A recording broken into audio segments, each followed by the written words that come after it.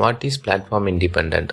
ஒரு programming code எந்தவித சேஞ்சஸும் பண்ணாமல் எல்லா ஓஎஸ்லேயும் ரன் ஆச்சுன்னா அதுதான் பிளாட்ஃபார்ம் இண்டிபெண்டன்ட்.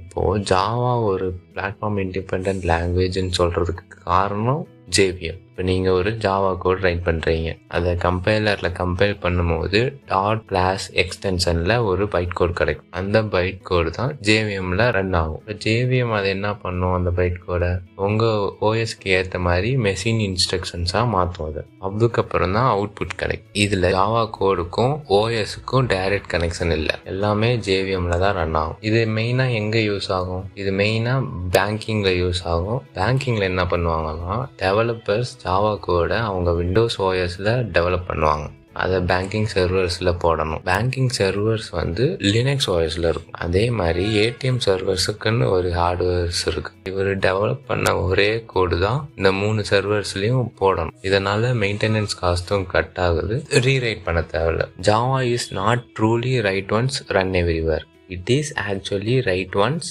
Test everywhere. இது ஏன்னு தெரிஞ்சால் கமெண்ட்டில் சொல்லுங்கள். நெக்ஸ்ட் டைமில் பார்ப்போம். So stay tuned.